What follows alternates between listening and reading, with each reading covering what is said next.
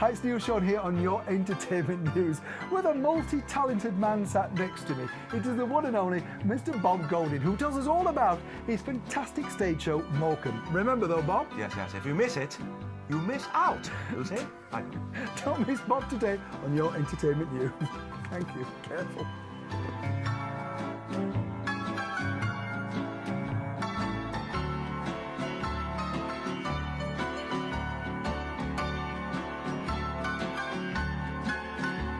Bob, lovely to see you. And hello, Neil.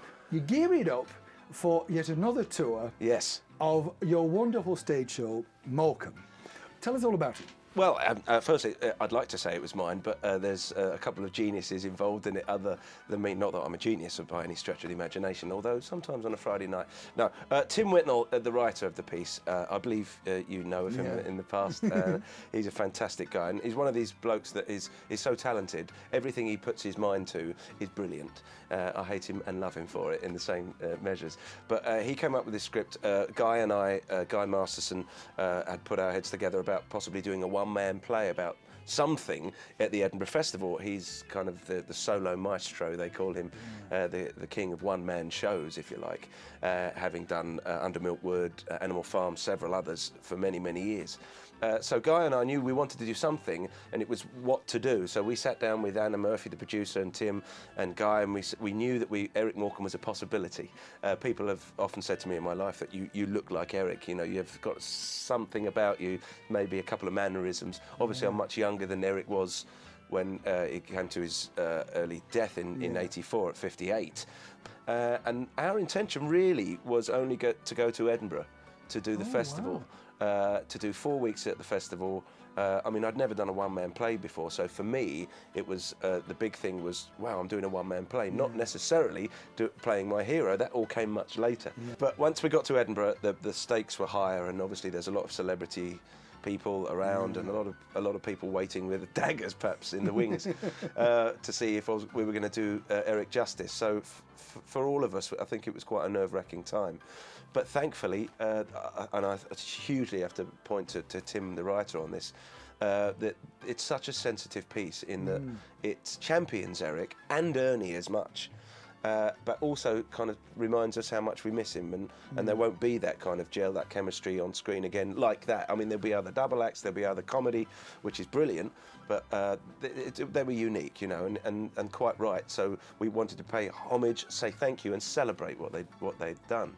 And once we got to Edinburgh, we didn't know what the kind of reaction we were going to get. So to come off and suddenly get 5-star reviews, win a Fringe First in such a well-respected part of the industry, the Edinburgh Fringe Festival, was unbelievable. And it was then that we all sat down and said, well, maybe we should do it a bit longer then. I mean, our intentions were to do 10 little dates afterwards just to recoup the losses of Edinburgh, because no one tends to make money in Edinburgh. You just kind of try to wipe your own nose and carry on with it.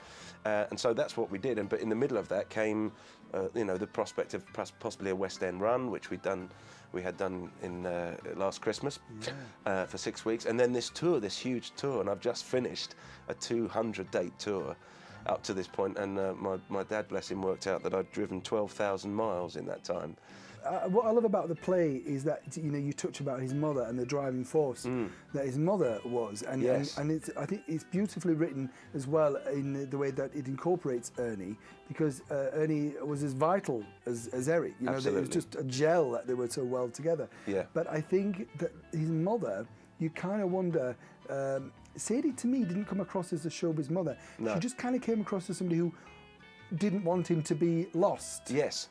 She saw a spark in him. Yeah. I mean, a lot of people have asked us, was Sadie a pushy showbiz mum? Yeah. She certainly wasn't that from any of the books that you read about it. If you speak to, the family, she certainly wasn't that at all. If anything, she was just a very wise lady who saw this wonderful spark in Eric that, I mean, at 3 or 4 years old, he was entertaining builders on a building site, just for a penny or whatever. Yeah.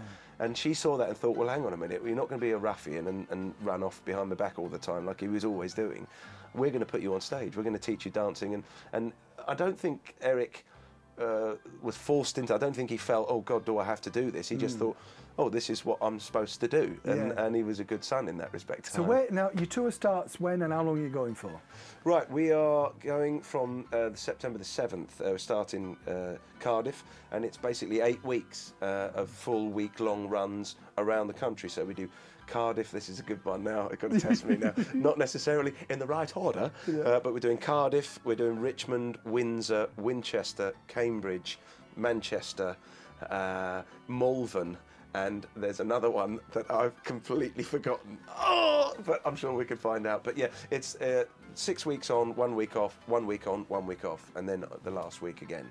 So it takes us all the way up to the end of November.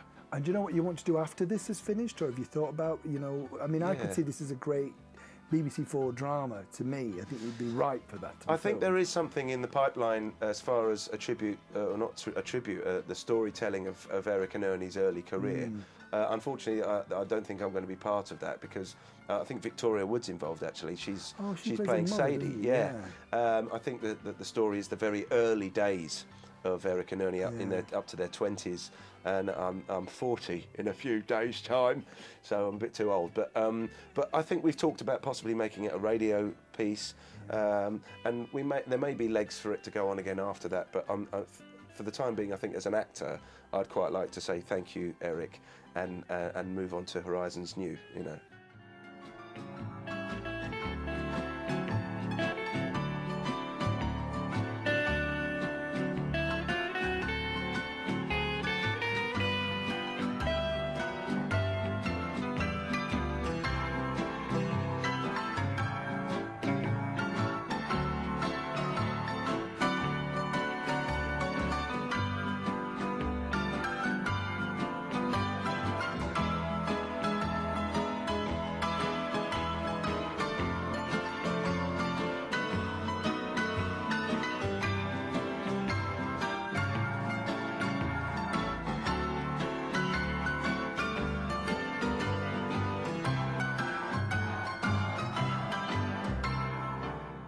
Hi, it's Neil Sean here on Your Entertainment News with the wonderful Mr. Bob Golding, who tells us all about his fantastic stage show, Morecambe. Remember though, Bob? Yes. If you miss out, no. What is it? If you miss it. Let's do that again, shall we? It's very good, this. 3,